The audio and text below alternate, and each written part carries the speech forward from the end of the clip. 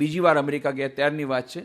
એ camp Taylor નામની જગ્યા છે, એ સેન ફ્રાન્સિસ્કોમાં. હવે તો ત્યાં હું ગયો ત્યારે સિમેન્ટ કોન્ક્રીટનો બ્રિજ બની ગયો, પણ ત્યારે પહેલાં સ્વામીજી ગયા ત્યારે એ લાકડાનો બ્રિજ હતો. તો સ્વામીજી એ લાકડાના બ્રિજ પરથી પસાર થઈ જતા ને એમણે નદીને કિનારે જોયું 4 જુવાનિયા બંદૂક હાથમાં લઈને ઈંડાના કોચલાની એક માળા હતી એને વીંધવાનો પ્રયાસ કરતા હતા. અને ઈંડાના કોટલાની 12 ઈંડાના કોટલા હતા, એની એક માળા હતી અને એ ઉપર નીચે થતી હતી. એમના શોટ બધા બેકાર જતા હતા. એટલે આ બધા શોટ બેકાર જતા હતા એટલે અમને થોડીક હસવું આવી ગયું સ્વામીજીને. અને સ્વામીજીને હસતા જોઈને આ 4 જુવાનિયા ઉકળી ગયા. You are laughing at us? Is it a small job? Okay, we give the challenge, let us see how do you do it. એ લોકો ઉકળી ગયા અને કહે તમે અમારા પર હસો છો? ઠીક છે, અમે તમને ચેલેન્જ આપીશ, તમે કરીને બતાવો. અને બંદૂક સ્વામીજીના હાથમાં આપી દીધી. હવે શું થાય? સ્વામીજી બંદૂક હાથમાં લીધી, નિશાનો લગાવ્યા, ફટફટ ફટફટ 12 ઈંડાના કોટલા 12 શોટમાં ખતમ. અને પેલા સ્વામી 4 જુવાની આભા બની ગયા. Swami, how long you are practising? We are practising from 5 years, we could not do it. How long you are practising? તમે 5 વર્ષથી અમે તો અભ્યાસ કરી નથી કરી, તમે કેટલા વર્ષથી અભ્યાસ કરો છો? સ્વામીજીએ જ ઉત્તર આપ્યો, my dear friends, I am holding the gun for the first time. હા, first time and you shoot all the 12 eggs? That is a miracle. Swamiji said, that is not miracle. That is the power of concentration of mind. એ મનની એકાગ્રતા, એ મનની training કરવી પડે. Mental development, માનસિક વિકાસ કરવો પડે. શારીરિક વિકાસથી માત્ર નહીં થાય, માનસિક વિકાસ. ત્રીજું છે બૌદ્ધિક વિકાસ, ઇન્ટેલેક્ચ્યુઅલ ડેવલપમેન્ટ. ચોથું છે આ ત્રણેય હોવા છતાં પણ તમે રાવણ, કુંભકર્ણ, હિટલર, મુસોલિની થઈ જશો જો ચોથી વસ્તુ નહીં હોય. એ છે નૈતિક વિકાસ, moral development of the personality. એ પણ બહુ જરૂરી છે. અને એના વગર તો તમે સ્વામી વિવેકાનંદ કહેતા હતા મનુષ્ય નિર્માણકારી શિક્ષણ રાક્ષસ નિર્માણકારી શિક્ષણ થઈ જશે. અને એ જ આપણે કેટલી બધી સંસ્થાઓમાં નિર્માણ થઈ છે. બધા જાયન્ટ્સ, કેટલા બધા જાયન્ટ્સ બધા તૈયાર થઈ રહ્યા છે, but selfish Giants, selfish giant. અને મારું તો ઇક્વેશન છે, જો એ ગ્રેજ્યુએટ હોય તો માની લ્યો 10 લાખનું કરી શકે, એટલે જો પોસ્ટ ગ્રેજ્યુએટ હોય તો 10 કરોડનું કરી શકે. કારણ કે હજુ વધારે ઇન્ટેલિજન્સ વધી ગયું ને, જેટલું ઇન્ટેલિજન્સ વધારે એટલો મોટો રાક્ષસ, એટલો વધારે ભયંકર રાક્ષસ. એ રાક્ષસ મેકિંગ એજ્યુકેશન એકવાર એ લોકો છાપી દીધું કે સ્વામીજી તો કહે છે રાક્ષસ મેકિંગ એજ્યુકેશન. એ રાક્ષસ કયા અર્થમાં? સ્વામી વિવેકાનંદે કહ્યું તો મેન મેકિંગ એજ્યુકેશન વારંવાર શા માટે કહે છે કે આ મનુષ્ય નિર્માણકારી શિક્ષણનું કહેવાનો અર્થ રાક્ષસ નિર્માણકારી શિક્ષણ નથી કરવાનું. ત્યાં 16મી એપ્રિલ 2003ના રોજ ગયો હતો. ત્યાં રાષ્ટ્રપતિ ભવનમાં ડૉક્ટર એપીજે કલામ સાથે વાતચીત થતી હતી. એ ત્યાં પોરબંદરમાં આવ્યા હતા, જ્યારે રાષ્ટ્રપતિ નહોતા ત્યારે આવ્યા હતા, 13મી ફેબ્રુઆરી 2002ના રોજ. હમણાં તમે સાંભળ્યું કે ભૂકંપ થયો હતો ત્યારે 81 શાળાઓ અમે બનાવી, ગુજરાત સરકારી શાળાઓને સોંપી દીધી. એમાંથી 37 શાળાઓ અમે પોરબંદરમાં બનાવી હતી જે ભૂકંપને કારણે. એમાંની એક શાળાનું ઉદ્ઘાટન ડૉક્ટર કલામના હાથે થયું હતું 13મી ફેબ્રુઆરી 2002ના રોજ. તો એની અમે સીડી બનાવી હતી. અને પછી તો ત્યારે રાષ્ટ્રપતિ નહોતા, પણ અમે કહ્યું હતું કે ભાઈ he is not A Bharat Ratna, is એ વિશ્વરત્ન. અને 4 મહિનામાં એ બની ગયા રાષ્ટ્રપતિ. પછી દિલ્હી જ્યારે ગયો હતો ત્યારે મેં કહ્યું ચાલો એને સીડી આપી દઈએ, સીડી બનાવી. તે બીજી માટે તે ગયો હતો 16 એપ્રિલ 2003ના રોજ. અને મેં કહ્યું ડૉક્ટર કલામ, તમે તો 2020 સુધીમાં ભારતને વિકસિત ભારત બનાવવા માગો છો, બહુ સુંદર વાત છે, પણ હું તમને એક વાત લખીને કહી દઉં, જીડીપી ગ્રોથ ભલે વધી જશે, તમે 5 year પ્લાન બહુ સારા બનાવ્યા, વર્લ્ડ બેંકથી તમે ગમે એટલું પૈસા લાવશો, પણ આપણા દેશના ગરીબોની ગરીબી દૂર નહીં થાય. 2003ની વાત કરું છું. ત્યારે જીડીપી ગ્રોથ આપણું 3.5 હતું, વચમાં એ 9.5 થઈ ગયો, હમણાં પાછો નીચે ઉતરી ગયો. પણ આ વાત કહી તમે ત્યારે કે વાય સ્વામીજી વાય. પછી મેં કહ્યું former prime minister of India said, મેં નામનું આપ્યું, બધાને જાણે છે, if you put 1 rupee into the 5 year plan only 15 પૈસા comes to the grassroot level farmer. I am afraid even 5 પૈસા is coming or not nowadays. ત્યારના વખતમાં એણે કીધું 1 રૂપિયો તમે નાખો, પંચવર્ષીય યોજનામાં 15 પૈસા પહેલાં છેવાડાને માણસને મળે છે.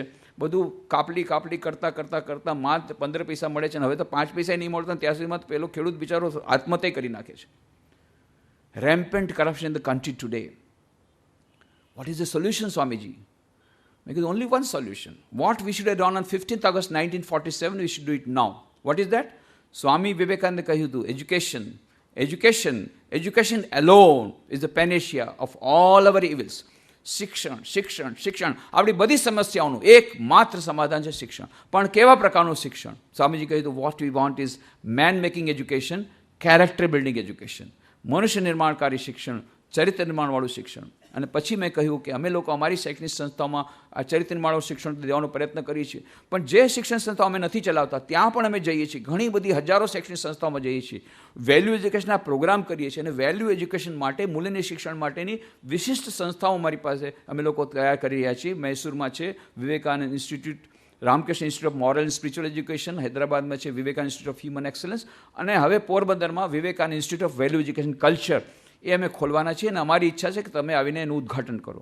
અને એમણે પ્રોમિસ પાડ્યું. 12મી જાન્યુઆરી 2006ના રોજ પોરબંદર આવ્યા અને Vivekananda Institute of Value Education Culture વિવેકનું એમણે ઉદ્ઘાટન કર્યું.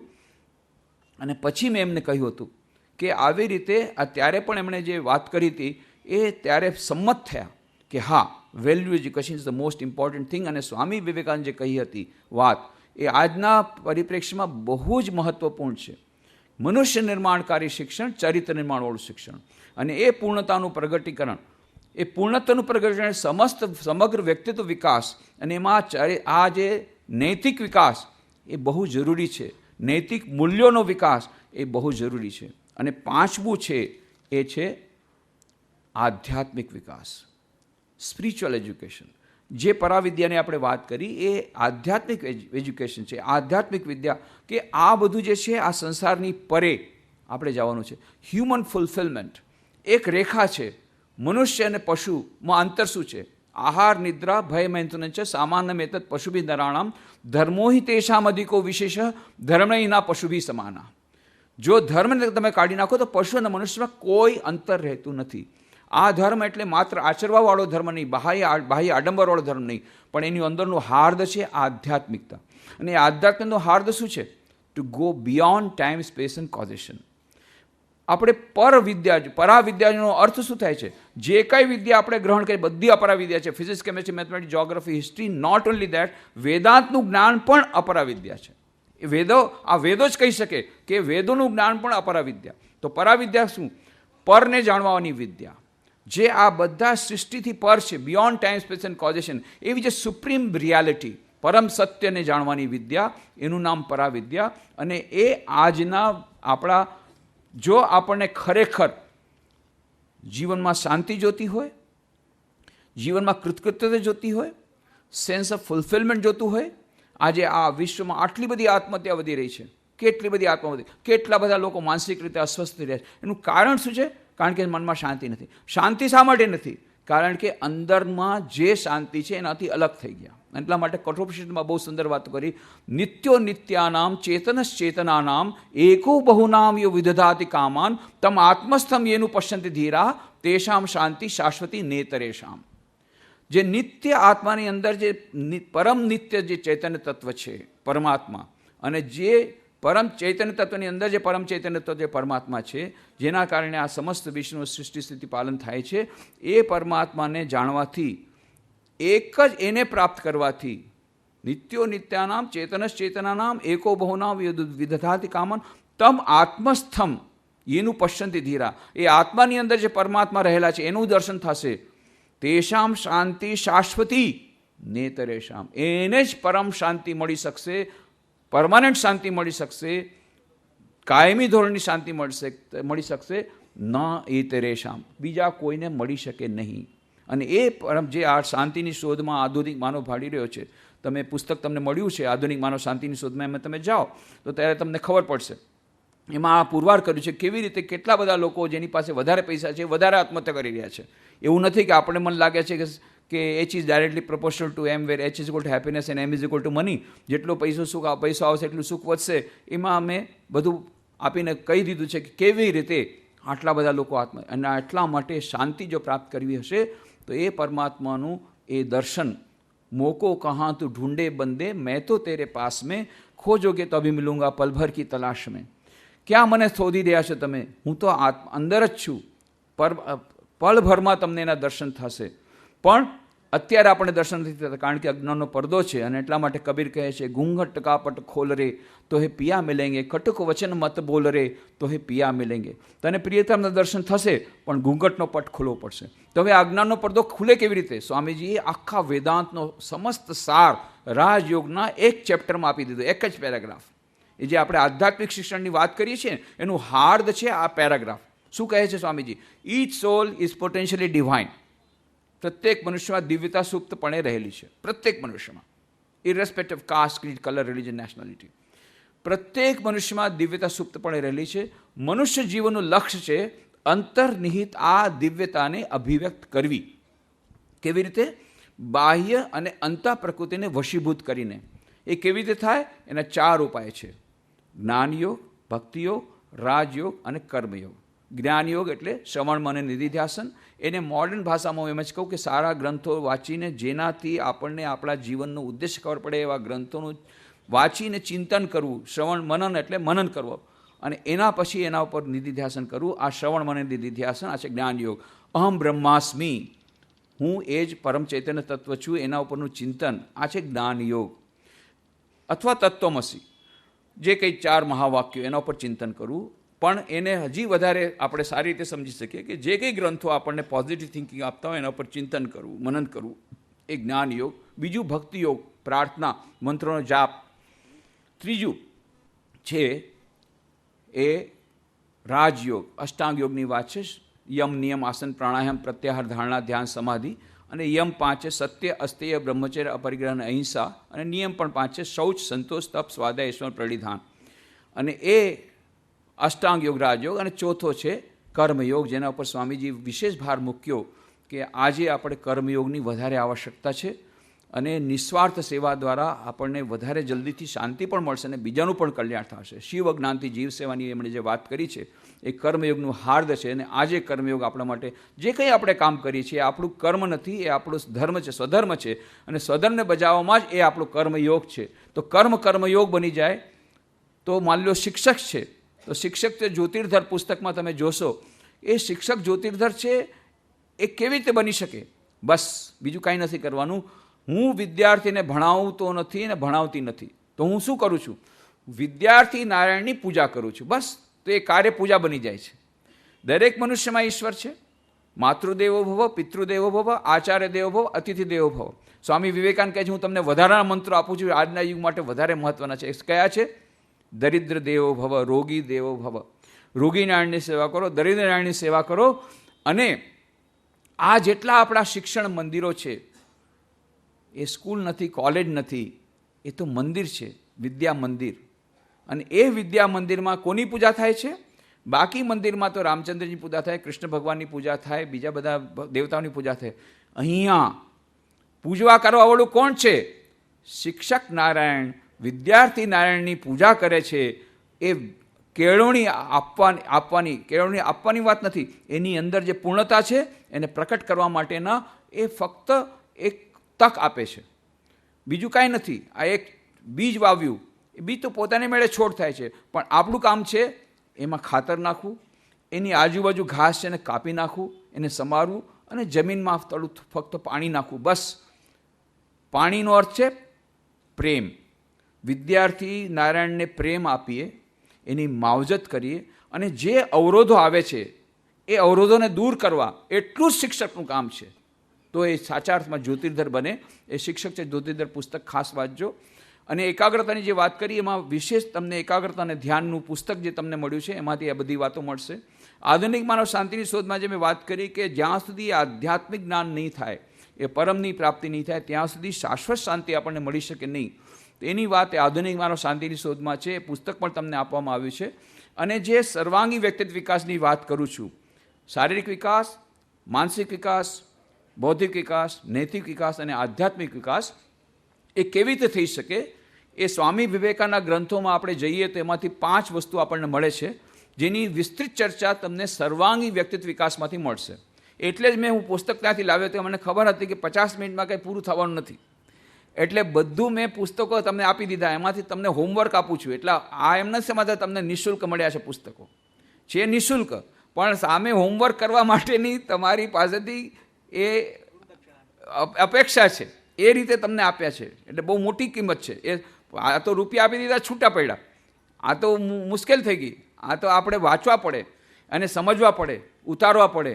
આવી મોટી જવાબદારી સાથે તમને આપવામાં આવ્યા છે. પણ મને એને લાગે છે કે એનાથી ઘણો ફાયદો થશે, કારણ કે ઘણા લોકોને ફાયદો થશે. એમાંથી એક જે વસ્તુ છે સર્વાંગી વ્યક્તિત્વ વિકાસ. તો આ સર્વાંગી વ્યક્તિત્વ વિકાસના 5 આયામ આપણને સ્વામીજીના ગ્રંથોમાંથી મળે છે. નંબર 1 સેલ્ફ કોન્ફિડન્સ, આત્મવિશ્વાસ. નંબર 2 આત્મનિર્ભરતા, સેલ્ફ રિલાયન્સ. નંબર 3 આત્મજ્ઞાન, સેલ્ફ નોલેજ. ચોથું છે આત્મસંયમ, સેલ્ફ કંટ્રોલ. અને 5મું છે સેલ્ફ સેક્રિફાઈસ, આત્મત્યાગ. આત્મત્યાગનો અર્થ નથી કે બધાએ સંન્યાસી બની જવું, જો કે સંન્યાસી પણ બહુ જરૂરી છે આપણા દેશમાં, આપણા સમાજ માટે, પણ બધાએ સંન્યાસી લેવાની જરૂર પણ નથી. આપણને સાચા જે સારા સંન્યાસીઓ જોઈએ છીએ, સારા નાગરિકો જોઈએ છે, સારા ડૉક્ટર જોઈએ, સારા શિક્ષકો જોઈએ, સારા એન્જિનિયર્સ જોઈએ, બધા ક્ષેત્રમાં આપણે સારા માણસો જોઈએ છે. પણ માણસ થવું જરૂરી છે. હું જે માનવી માનવ થાવ તો ઘણું, પણ એ માનવી માનવ થાવ તો ઘણો, એમાં યાદ રાખવાનું છે માત્ર માનવ એટલે ફક્ત એ માનવ એટલે is not a physiological unit કે સાયકોફિઝિકલ યુનિટ નથી. એની અંદરનો જે આત્મા છે એને ભૂલવાનું નથી, ત્યારે સંપૂર્ણ માનવ બને. તેમાં આધ્યાત્મિક આવી જાય છે. તો એ માણસ, તો એમાં સ્વામી વિવેકાનંદે જે કહ્યું હતું, મહારાજા મૈસૂરને બહુ સુંદર પત્ર લખ્યો હતો, એમાં એણે કહ્યું હતું, my dear prince, this life is short. The vanities of this world are transient. In this short life, they alone live who live for others. The rest are more dead than alive. મહારાજા, આ જીવન ક્ષણભંગુર છે. આ ક્ષણભંગુર જીવનમાં જે બીજાને માટે જીવે છે એ જ ખરેખર જીવે છે. બાકી બધા તો જીવતા કરતાં મળદા વિશેષ છે. અને એટલા માટે આ મળદાઓને આપણે બેઠા કરવા હોય તો ઇલેક્ટ્રિક શોક દેવો પડશે. અને આ ઇલેક્ટ્રિક શોક મળે સ્વામી વિવેકાનંદના પુસ્તકોમાંથી. મારી વાત નથી. ફ્રેન્ચ મનીષી રોમારોલા કહે છે, I cannot touch these sayings of his scattered as they are through the pages at 30's distance without receiving a thrill through my body like an electric shock. આજે 30 વર્ષો પછી પણ જ્યારે સ્વામી વિવેકાનંદના પુસ્તકો વાંચું છું ત્યારે મને જાણે કે વિદ્યુતનો ઝટકો લાગે છે. એક નવી પ્રેરણા મને મળે છે. અને એ જ પ્રેરણા સ્વામી વિવેકાનંદના પુસ્તકો વાંચી અને કેટલા બધા લોકો ત્યારના વખતમાં 9મા ધોરણનો વિદ્યાર્થી એ કટકની હાઈસ્કૂલમાં ભણતો અને સ્વામીજીનું પુસ્તક હાથમાં આવે છે અને નિર્ણય કરે છે કે મારું સમસ્ત જીવન બલિદાન કરી દઈશ, માતૃભાષા દેશના માટે બલિદાન કરી દઈશ. અને પાછળથી બને છે નેતાજી સુભાષચંદ્ર બોઝ. અને નેતાજી સુભાષચંદ્ર બોઝ, ગાંધીજી આવ્યા હતા બેલું મઠ, ત્યારે કહે છે કે સ્વામીજીના પુસ્તકો જરૂરથી વાંચજો. મેં પોતે સ્વામી વિવેકાનંદના પુસ્તકો વાંચ્યા, અને વાંચ્યા બાદ મારે મળેલી દેશભક્તિ 1000 ગણી વધી ગઈ. તો આ જે પુસ્તકો, સ્વામી વિવેકાનંદના પુસ્તકો, એ ઇલેક્ટ્રિક શોકની જેમ કામ કરશે. અને સ્વામી વિવેકાનંદની જે વિભાવના, મેં તો થોડાક જ એ તમને એ વાત કરી છે, કારણ કે સમય હવે પૂરો થવા આવે છે. પણ 2 વસ્તુ જે ખાસ સ્વામી વિવેકાનંદ જેના ઉપર ભાર મૂક્યો છે, એક one is education of women and second education of the masses. એમને પૂછવામાં આવ્યું કે તમે બહુ મોટી વાતો કરો છો ભારતીય સંસ્કૃતિની અને વેદાંતની, અને તેમ છતાં તમારો દેશ આટલો પાછળ પડી ગયો. ત્યારે તો ગુલામ હતો દેશ, અને આવો તમારે દેશની આવી દશા, અને લોકો ગરીબ છે અને નિરક્ષર છે, તો એનું કારણ શું છે? ત્યારે સ્વામીજી માથું નીચે કર્યું કે હા, 2 મહાન પાપ અમે કર્યા, અને 2 મહાન પાપની સજાને ફળ રૂપે અમને અત્યારે આ દેશમાં આ કાળો અંધકાર આવ્યો છે. કયા 2 મહાન પાપ કર્યા? એક, નેગ્લેક્ટ ઓફ ધ માસીસ, આપણી જે આમ જનતાની ઉપેક્ષા. અને સેકન્ડ, એટ્રોસિટીઝ ઓન વિમેન, આપણી નારી શક્તિ. કઈ યુનિવર્સિટીમાં ભણ્યા હતા? ક્યાંથી આવા મહાન થયા? એ આપણે જેની વાત કરીએ છીએ સર્વાંગી વ્યક્તિત્વ વિકાસ, એ સર્વાંગી વ્યક્તિત્વ વિકાસનું રોલ મોડેલ આપણને મળે સ્વામી વિવેકાનંદમાં. શારીરિક વિકાસ છે એમાં, બૌદ્ધિક વિકાસ છે, માનસિક વિકાસ છે, આધ્યાત્મિક વિકાસ છે. સર્વાંગી વ્યક્તિત્વ વિકાસ કેવી રીતે થયો? લોર્ડ મેકોલેની શિક્ષણ પદ્ધતિમાં દાખલ થઈને નથી થયો. તો કેવી રીતે થયો? એ દક્ષિણેશ્વર પંચવટી નીચેની જે યુનિવર્સિટી, જેના વાઇસ ચાન્સેલર હતા શ્રી રામકૃષ્ણ પરમહંસ, એની પાસેથી શિક્ષણ થઈને આ સ્વામી વિવેકાનંદ બન્યા છે. લોર્ડ મેકોલેની શિક્ષણ પદ્ધતિમાંથી થયા. આપણે ત્યાં, હું છેલ્લી વાત કરું, આપણે ત્યાં સનાતન ધર્મમાં એક એન્ટીવાયરસ સિસ્ટમ છે. તમને ખબર હશે, કોમ્પ્યુટરમાં શું થાય કે વાયરસ લાગી જાય ને, તો આપણે વાયરસનું કંઈક, એન્ટીવાયરસનું કંઈક મૂકવું પડે, તો શું થાય? વાયરસ પોતાની મેળે ખતમ થઈ જાય. સનાતન ધર્મમાં એવી જાતની ગોઠવણ છે, જ્યારે આ સનાતન ધર્મમાં કોઈ પણ સડો થાય, કે કોઈ પણ જાતનું કોઈ આક્રમણ થાય, કે કોઈ પણ જાતનું કંઈક ડિગ્રેડેશન આવે, એ પોતાની મેળે ઓટોમેટિક એક એન્ટીવાયરસ સિસ્ટમ છે. કઈ એન્ટીવાયરસ સિસ્ટમ? ભગવાન શ્રી કૃષ્ણ કહે છે, યદા યદા હિ ધર્મસ્ય ગ્લાનિર્ભવતિ ભારત અભ્યુત્થાનમ ધર્મસ્ય તદાત્માનમ સૃજામ્યહમ પરિત્રાણાય સાધુનામ વિનાશાય ચ દુષ્કૃતમ ધર્મ સંસ્થાપનાર્થાય સંભવામી યુગે યુગે. જ્યારે ધર્મને અવનતિ થાય ત્યારે હું પોતે આવી જાઉં છું. ઓમ તો મોકલું છું, પણ બહુ વધારે હોય તો મારે પોતે આવું છું. તો જે રામ હતા, જે કૃષ્ણ હતા, એમને જ્યારે ખબર પડી કે 1835માં બ્રિટિશ પાર્લામેન્ટે પાસ કરી દીધું લોર્ડ મેકોલેની શિક્ષણ પદ્ધતિ અને 1836માં દાખલ થશે અને તરત જ આ બધાને વટલાવવાનો પ્રયત્ન થશે અને ભારતીય આધ્યાત્મિક સંસ્કૃતિનો નિર્મૂળ નાશ થઈ જશે અને જ્યારે ભારતીય સંસ્કૃતિનો નાશ થશે તો ધર્મ નામની વસ્તુ વિશ્વમાં નહીં રહે, તો પછી માત્ર કેટલાક પશુઓ સિવાય વિશ્વમાં કોઈ નહીં રહે. એટલે ધર્મની રક્ષા માટે તરત જે રામ હતા, જે કૃષ્ણ હતા, આવ્યા રામકૃષ્ણ રૂપે અવતાર લઈને આવ્યા અને 1836માં જ આવ્યા. અને ક્યાં આવ્યા? કલકત્તાની પાસે, કારણ કે કલકત્તા ત્યારે કેપિટલ હતું, એની પાસે નાનકડું ગામ કામારપુર, ગામડામાં આવ્યા, શહેરમાં ન આવ્યા, બતાવવા માટે કે ગામડામાં પણ યુનિવર્સિટી થઈ શકે અને વાઇસ ચાન્સલર આવી શકે. એટલે ગામડામાં આવ્યા, પછી દક્ષિણેશ્વરમાં બેઠા અને આ ભારતીય સંસ્કૃતિના પ્રતીક આધ્યાત્મિક જ્ઞાનના ભંડાર સમા શ્રી રામકૃષ્ણ દેવ પાસે આ પાશ્ચાત્ય સંસ્કૃતિમાં અને પાશ્ચાત્ય જ્ઞાનથી રંગાયેલા પાશ્ચાત્ય દાર્શનિકોના જ્ઞાનથી અભિભૂત થયેલા એવા નરેન્દ્રનાથ આવે છે અને શ્રી રામકૃષ્ણ પાસે પરાસ્ત થાય છે, એમનું શિષ્યત્વ સ્વીકારે છે અને એ રામકૃષ્ણ દેવના રામકૃષ્ણ પરમહંસના એ જે યુનિવર્સિટી એ પંચવટી નીચે એમનું એજ્યુકેશન થાય છે. એટલે આપણને સ્વામી વિવેકાનંદ મળે છે, જેને આજે પણ 150મી જન્મજયંતિ આટલા મોટા પાયે ઉજવી રહ્યા હોય. અમે તો વિચાર કર્યો તો 1 વર્ષ માટે ઉજવશું, તે 5 વર્ષ માટે ઉજવાઈ રહી છે. 5મું વર્ષ છે, હવે બંધ થવા માટે અમે પ્રયત્નો કરી રહ્યા છીએ. અત્યારે મને ફરી પુનઃ હું અભિનંદન આપી દઉં ગુજરાત કેળવણી પરિષદને અને આદરણીય બાપુ મોરારી બાપુશ્રીને ખૂબ ખૂબ વંદન કરું છું કે અને એમની આ અત્યંત પ્રેરણાદાયી ઉપસ્થિતિમાં આપણે જ્યારે આ વાતો કરી રહ્યા છીએ, હું આભાર પણ હું પોતાની જાતને ધન્ય માનું છું કે આટલા સરસ એ પર્વમાં હું સામેલ થઈ શક્યો. પણ મને દુઃખ એટલું જ વાતનું છે કે મારે આજે જ થોડી જ વારમાં નીકળી જવું પડશે, કારણ કે એ જે સ્વામીજીની 150મી જન્મજયંતિ હજી થોડીક રહી ગઈ છે, તો રથ ગુજરાતનો અહીંયા આવ્યો છે. સ્વામી વિવેકાનંદની ગુજરાત રથયાત્રા એ આપણે મોડે શરૂ કરી છે 12મી જાન્યુઆરીએ. અત્યારે એ રથ ત્યાં વડોદરા આવ્યો છે. એ ગુજરાતની મોટી રથયાત્રા 5મી માર્ચને થવાની છે. પરમ દિવસે શ્રી રામકૃષ્ણદેવની જન્મતિથિ મોટા પાયે ઉજવવાની છે અમારે વડોદરામાં. આવી રીતે ઘણા બધા કાર્યક્રમો છે અને એટલા માટે થઈને મારે આજે જવું પડશે અને આ બાકી બધા કાર્યક્રમોથી વંચિત રહી જઈશ. પણ એક બહુ એકદમ જેને કહેવાય યાદગાર પ્રસંગ કે જ્યાં બાપુ પોતે હાજર હોય અને આટલા બધા શિક્ષણવિદો આટલી સરસ રીતે સાંભળતા હોય, આટલા સરસ શ્રોતાઓ પણ મળવા બહુ મુશ્કેલ છે, વક્તાઓ મળવા એટલા કઠિન નથી, પણ શ્રોતાઓ મળવા બહુ કઠિન છે. આટલા સરસ રીતે આપે બધું સાંભળ્યું. આપ સૌનો પણ આભાર માનું છું. આપ સૌની અંદર જે દિવ્ય ચેતના વિરાજમાન છે એને પ્રણામ કરીને, આદરણીય શ્રી મોરારી બાપુને પ્રણામ કરીને મારી વાણીને વિરામ આપું છું. ધન્યવાદ.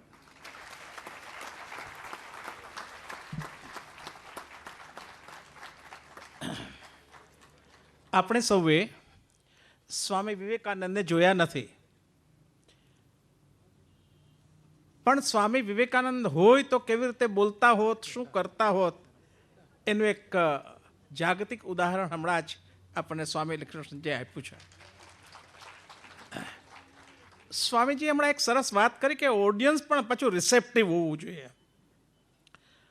હમણાં અમે એક બીજી જગ્યાએ હતા અને ઓડિયન્સ રિસેપ્ટિવ નહોતું, એટલે સ્વામીજીએ કહ્યું કે આમાં મને બોલવાની મજા નથી આવતી. અહીંયા પણ સ્વામીજી આ જયમાં પછીનું જ ઓડિયન્સ હતું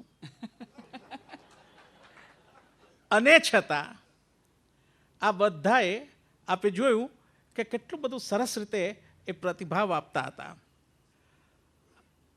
તો જે સ્વામીજીએ વાત કરી શિક્ષણ દર્શનની, જે મેન મેકિંગ કેરેક્ટર બિલ્ડિંગ એજ્યુકેશનની, એને આપણે કેવી રીતે અમલમાં મૂકી શકીએ, તેના પુસ્તકોની તો વાત કરી, પણ રામકૃષ્ણ મિશન આ 150મી જન્મજયંતિ ઉજવી રહ્યું છે ત્યારે એક વેલ્યુ એજ્યુકેશનનો એક જબરજસ્ત કાર્યક્રમ ભારત સરકારની મદદથી ચલાવે છે અને એમાં પ્રાથમિક શાળાના અને માધ્યમિક શાળાના વિદ્યાર્થીઓ માટે સરસ પુસ્તકો તૈયાર કર્યા છે. એનું આખું નામ જ છે, આખો ગ્રેડેડ વેલ્યુ એજ્યુકેશનનો આખો કાર્યક્રમ ચાલે છે. આ જે લોકો એનાથી પરિચિત ન હોય તો કોઈ પણ રામકૃષ્ણ મિશનનો તમે એ સંપર્ક કરશો તો ત્યાંથી એની માહિતી મળશે. આજે આટલી બધી સરસ વાત પછી કંઈ પણ બોલવું એ પણ મને ગમતું નથી, પણ આજે કેવી આશાના સૂર સાથે અહીંયાથી આપણે જઈએ છીએ, હજી તો આપણે 2 દિવસ છીએ જ, કે આવું સરસ પરિસરમાં આવા સરસ વક્તાઓએ એવી અમૃતવાણી પીરસી કે આપણને એક નવી આશા બંધાય છે. કારણ કે આપણે આમ તો બહુ નિરાશ થઈ ગયા છીએ આમ તો ગુજરાત કેળવણી પરિષદ બહુ સ્ટ્રગલ કરે છે. હા, તમે એવું માનતા ને કે બહુ અમે સફળ થયા છીએ ક્યાંક પેલું છે ને, બહુ જ મુશ્કેલી વચ્ચે કામ કરીએ છીએ. પણ ત્યારે આટલા બધા લોકો આવે, કંઈક કરવાની તત્પરતા બતાવે, એ જ એક નવી દિશા. અને આમ તો મહાત્મા ગાંધીએ જ્યારે સ્વતંત્રતાની ચળવળ શરૂ કરી ત્યારે એવું રખે માનતા કે 40 કરોડ લોકો સાથે હતા. બહુ ઓછા લોકો હતા અને એ ઓછા લોકોએ ક્રાંતિ કરી છે. દુનિયામાં ક્રાંતિ તો ઓછા લોકો જ કરે છે. એટલે આજે અહીંયા જે ક્રાંતિ આજથી શરૂ થાય છે એ મને ચોક્કસ ખાતરી છે સ્વામીજી કે વિવેકાનંદના વિચારોની અમલમાં કે ગાંધીના વિચારોને, દર્શકના વિચારોની જે જુદી દિશા જે બતાવી છે એ દિશાને માર્ગે પ્રયાણ કરીશું. આપના જો કોઈ પ્રશ્નો હોય તો સ્વામીજી ઉતાવળ હોવા છતાં આપ જવાબ આપશે જ.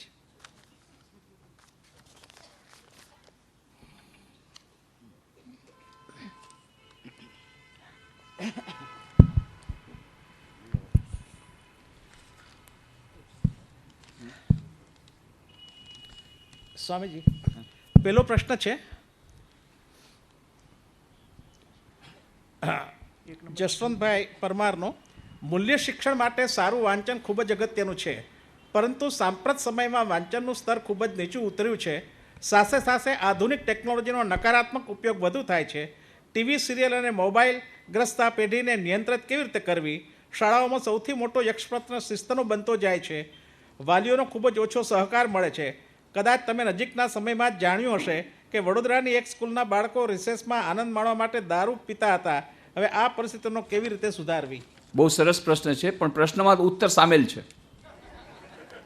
તમે વિચાર કરો કે આ જે મીડિયા તમે વાત કરો છો કે આ બધા આના ઉપર જાય છે, ઇન્ટરનેટ ઉપર જાય છે, ઇન્ટરનેટ ચીટિંગ ચેટિંગ સાથે સાથે કરે છે, અને આ વિડીયો અને આ બધું જે છે એનો ઉપાય એક જ છે કે આનો જ સદુપયોગ કરવો. બેધારી તલવાર છે. આ મીડિયાનો, આ જે ઇન્ટરનેટનો, આ કોમ્પ્યુટરનો, એ જે મોડર્ન જે ઓડિયોવિઝ્યુઅલ એઇડ્સ છે એનો ઉપયોગ આપણે વેલ્યુ એજ્યુકેશનમાં કેમ ન કરી શકીએ? કારણ કે એ પુસ્તકો વાંચવા નથી આપણને ખબર, તોય આપણે વાંચે ગુજરાત, મહાદેવભાઈ છે અહીંયા, વાંચે ગુજરાત કર્યું તો સફળ થયું કે નહીં? આટલા લાખો લોકો કર્યું, એવું નથી કે ન થઈ શકે, પણ it is a very uphill task, હું માનું છું. પણ અમે કરી રહ્યા છીએ ને અમને થોડી થોડી સફળતા મળી રહી છે. હવે બીજી વાત છે, જ્યારે આપણે મૂલ્યનિષ્ઠ શિક્ષણની વાત કરીએ છીએ ત્યારે પહેલી વાત યાદ રાખવાની, values are never taught, values are always caught. મૂલ્યો કોઈ દિવસ મૂલ્યો દઈ શકાય નહીં, મૂલ્યો તો લઈ શકાય. કેવી રીતે? માત્ર પુસ્તક દ્વારા નહીં, માત્ર ક્લાસરૂમ દ્વારા નહીં. ગાંધીજીને ક્યાંથી આ મૂલ્યો મળ્યા? સત્યના. એમણે કહ્યું હું સત્યનો પૂજારી છું. ક્યાંથી મળ્યું? જેમણે હરિશ્ચંદ્રનું નાટક જોયું એનાથી એમને આ પ્રેરણા મળી. તો આપણે નાટક ન કરી શકીએ? સારી સારી ફિલ્મો બતાવો, સારા ઓડિયોવિઝ્યુઅલ એઇડ્સ, સારી ઓડિયોવિઝ્યુઅલ આટલી કેટલી બધી CD DVDs તમને આજકાલ અમે લોકો તૈયાર કરી છે વેલ્યુ એજ્યુકેશન માટે. કારણ કે અમને ખબર છે કે મોડર્ન જનરેશનને જો આપણે ખેંચવી હશે તો એના માટે આપણે આ ઓડિયોવિઝ્યુઅલ એઇડ્સનો ઉપયોગ કરવો પડશે. તો સારી ફિલ્મ છે. અમે જેમ કે સ્વામી વિવેકાનંદની ફિલ્મ છે વીર નરેન્દ્ર વિવેકાનંદ, એનિમેટેડ ફિલ્મ. નાના બાળકોને એનિમેશન બહુ ગમે, એટલે વીર નરેન્દ્ર વિવેકાનંદ એનિમેટેડ ફિલ્મ છે. ફીચર ફિલ્મ, એ ફીચર ફિલ્મ અમે બનાવી છે વિવેકાનંદ ઓન વિવેકાનંદ. પોતે જ વિવેકાનંદ જે બોલ્યું છે એના ઉપરની આખી ફીચર ફિલ્મ છે. એ ઇંગ્લિશમાં પણ છે, હિન્દીમાં પણ છે. આવી રીતે ઘણી બધી ફિલ્મો બનાવી છે. પછી ઓડિયોવિઝ્યુઅલ એઇડ્સ, આ ઇન્ટરનેટ, કોમ્પ્યુટર દ્વારા, ઇન્ટરનેટ દ્વારા આપણે આ સંદેશો આપી શકીએ. મોબાઈલ દ્વારા, SMS દ્વારા, રોજ કેટલા લોકો છે રોજ સ્વામી વિવેકાનંદનો એક સંદેશો SMSમાં આપી દે છે. સવારના પરમાં બધાને મોકલે એટલે સવારના પરમાં તમને સ્વામી વિવેકાનંદનો એક સંદેશો સારો મળે, પ્રેરણાદાયી. એટલે આ જ મીડિયાનો જેનો દુરુપયોગ થઈ રહ્યો છે એના જ દ્વારા આપણે એનો સદુપયોગ કરવાનો છે. એટલે આવી રીતે આપણે કરી શકાય. અને પુસ્તકોમાં પણ આપણે થોડીક વિવિધતા લાવવી પડે. એવા પુસ્તકો હોય કે જેમાં સારી એક જેને કહેવાય વાર્તાઓ અને કેસ એક્ઝામ્પલ, જેમાં ખરેખરની હકીકતો બનેલી છે એવા કેસ એક્ઝામ્પલ દ્વારા અમે જોઈએ છીએ કે એનાથી બહુ જ એ ફાયદો થાય છે. હું એક જ એક્ઝામ્પલ આપું. એક 23મી જાન્યુઆરી પાછલા વર્ષે એક બેન આવ્યા, ત્યારે સ્વામી વિવેકાનંદ ત્યાં દિલારામ બંગલોમાં સ્વામીજી રહ્યા હતા વડોદરામાં. તો એ જ બંગલો ગુજરાત સરકારે 1892માં રહ્યા હતા, એ ગુજરાત સરકારે બંગલો આપી દીધો સ્મૃતિ મંદિર બનાવવા માટે. તો ત્યાં વડોદરામાં અમારો આશ્રમ હમણાં ત્યાં જ છે, બાપુ આવી ગયા છે ત્યાં નાનકડી વિઝિટમાં. તો ત્યારે કોઈક એને કહ્યું ભાઈ તું ત્યાં જા તો તને ત્યાંથી પ્રેરણા મળશે. તો ત્યારે આવીને એને મને કહ્યું કે આશીર્વાદ. મેં કીધું ભાઈ આશીર્વાદ ઉપર જાઓ, રામકૃષ્ણદેવ શારદાજી સ્વામી વિવેકાનંદ મંદિરમાં બેઠા છે, ત્યાં ધ્યાન કરો, તમને ત્યાંથી આશીર્વાદ મળી જશે. અને પછી મેં એક નાનકડો ફોટો એને આપ્યો ત્રણેયનો, અને પછી સ્વામી વિવેકાનંદના પુસ્તકો આપ્યા. આ પુસ્તકો વાંચો, એનાથી ખૂબ ફાયદો થશે. વધારે નહીં તો કમસે કમ એક વાક્ય રોજ વાંચો, તમને ટાઈમ ન હોય તો. આટલું મેં એને કહ્યું.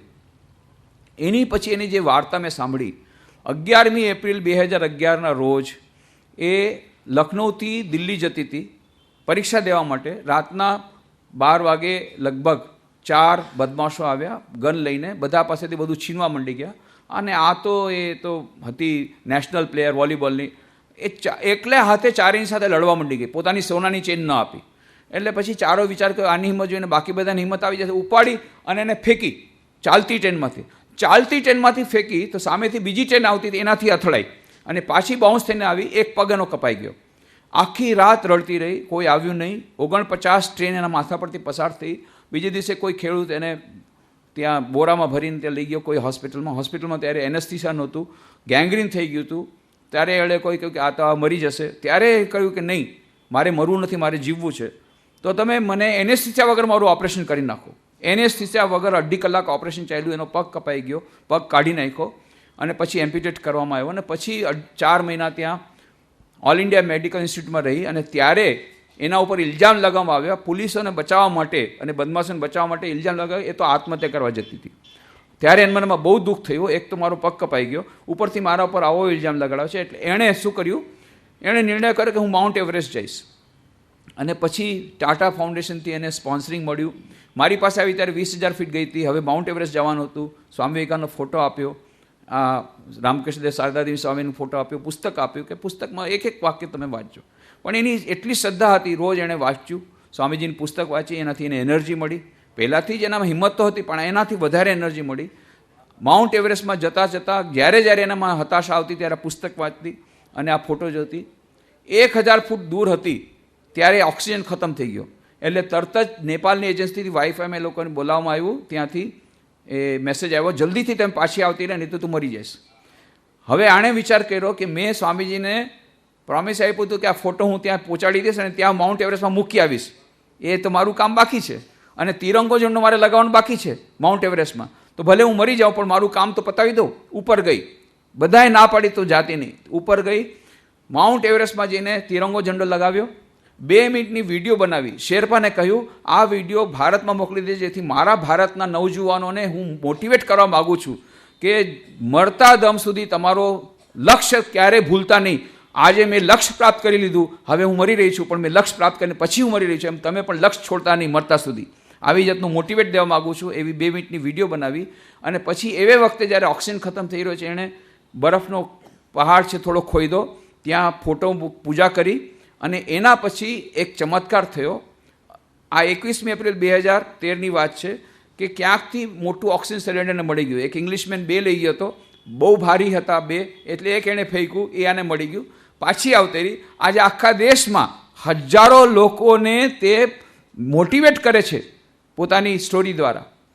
તો થઈ રહ્યું છે. આજે કેટલા બધા યુવાનો એનાથી મોટિવેટ થઈ રહ્યા છે. તો વેલ્યુ એજ્યુકેશન આપણે જ્યારે સક્સેસ સ્ટોરી આવી જે છે, સાચી હકીકતો દ્વારા જ્યારે આપણે કરીએ છીએ તો એનો જરૂરથી પ્રભાવ પડે છે. આજે હજારો કેટલી બધી જગ્યાએથી એના માટે નિમંત્રણ આવે છે. એની વિડીયો સીડી પણ બનાવી છે, બાપુને પણ એક આપી છે મેં. એની કોપી પણ તમને જોતી હશે તો અમારે વડોદરા સેન્ટરથી મળી જશે.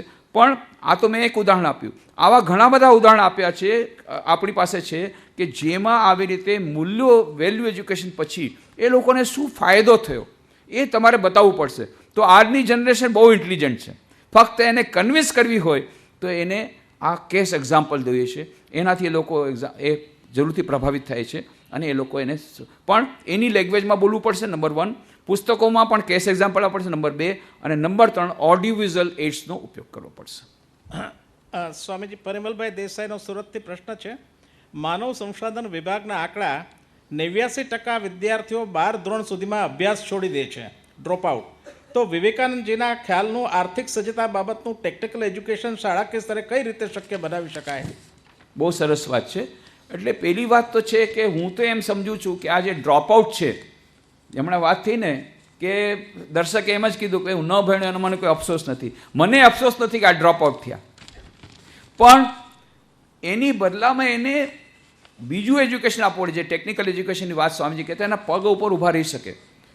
10 વર્ષો સુધી મને રાંચીમાં રહેવાનો મોકો મળ્યો. દિવ્યાન કૃષિ વિજ્ઞાન કેન્દ્ર ત્યાં છે. ત્યાં અમે લોકો જે ગામડાના યુવકો છે એને લાવીએ છીએ, નિયો લિટરેટ અથવા નોન લિટરેટ, અભણ હોય સાવ અથવા તો જે ડ્રોપઆઉટ હોય એને લાવીએ છીએ.